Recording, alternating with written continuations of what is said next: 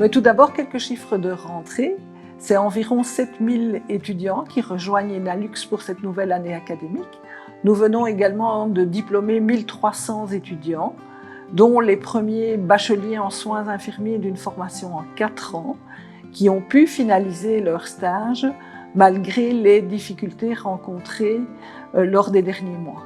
La plupart d'entre eux ont déjà signé leur contrat de travail, ce qui est également le cas d'étudiants d'autres formations, notamment les formations techniques et informatiques. Ceci montre bien l'attractivité des formations professionnalisantes organisées en haute école.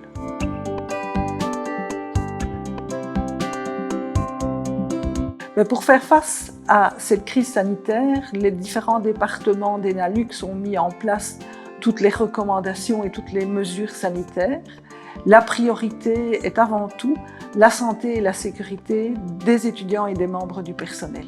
En ce début d'année académique, nous organisons le maximum d'activités en présentiel. Nous sommes cependant limités dans certains de nos départements aux contraintes liées à nos infrastructures. Dans le même temps, nous continuons à développer des activités en e-learning et nous serons prêts si le code passe à l'orange pour proposer un enseignement à distance.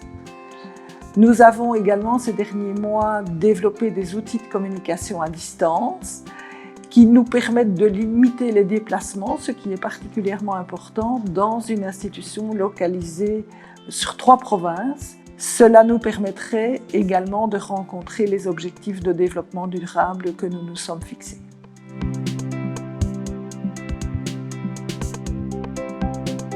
Mais pour repenser ces méthodes pédagogiques, l'Enalux a heureusement pu s'appuyer sur la politique du numérique développée et mise en œuvre au sein de l'institution depuis de nombreux mois.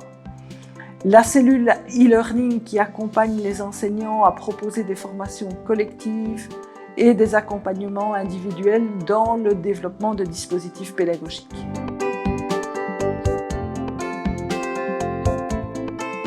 Mais tout d'abord, nous avons maintenu et renforcé ce qui fait la spécificité de l'enseignement supérieur professionnalisant, un accompagnement soutenu des étudiants, plus particulièrement dans les activités d'intégration professionnelle. Par ailleurs, notre service d'aide à la réussite a continué son travail de développement des compétences propres à l'enseignement supérieur et plus particulièrement en ce début d'année académique, à développer avec nos étudiants les compétences et les codes utiles à l'enseignement à distance. Nos enseignants sont également bien conscients que les étudiants qui arrivent aujourd'hui de l'enseignement secondaire ont eu une dernière année d'études incomplète. Ils en tiennent compte dans leur enseignement, notamment dans toutes les activités où des prérequis sont indispensables.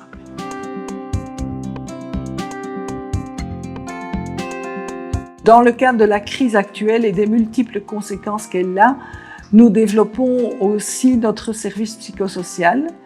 Il est chargé de coordonner les actions déjà existantes en matière d'accompagnement social et d'accompagnement des étudiants à besoins spécifiques. Son rôle est aussi de développer des outils d'aide et d'accompagnement et de développer des campagnes de sensibilisation au bien-être psychosocial. Dans le courant du mois d'avril, nous avons également reçu des fonds sociaux complémentaires qui ont pu être alloués à nos étudiants qui vivaient de manière complexe la situation de crise.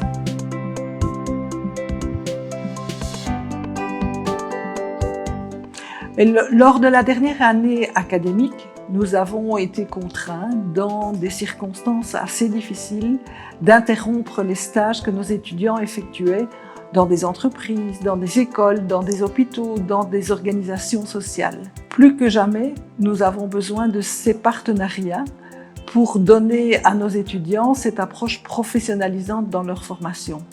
Nous sommes bien conscients aujourd'hui des difficultés que rencontrent ces organisations dans la mise en œuvre des mesures sanitaires, difficultés qui ont des conséquences au niveau de l'organisation de leur travail et de l'accueil de nos stagiaires.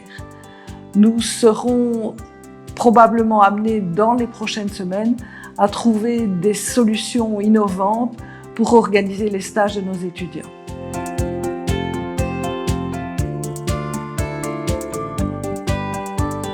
Mais nous allons, dans les prochaines semaines, déposer un projet de master en sciences infirmières. Master en sciences infirmières que nous allons codiplômer avec 2 autres hautes écoles et 2 universités.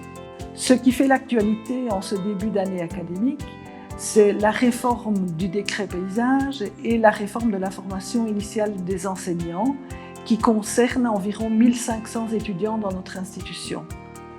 Nous avons, par rapport à ces décrets, toute une série de questions à la fois pédagogiques, organisationnelles et des questions liées au financement. Nous espérons également que nous pourrons disposer du temps nécessaire à leur mise en œuvre. Mais nous vivons depuis quelques mois une situation de crise, un bouleversement de notre façon de vivre et de travailler. Pour notre haute école, un bouleversement dans sa façon d'enseigner et pour nos étudiants dans leur façon d'apprendre. Les 7000 jeunes qui nous font aujourd'hui confiance en rejoignant notre haute école s'attendent à vivre une véritable vie d'étudiants durant cette année académique.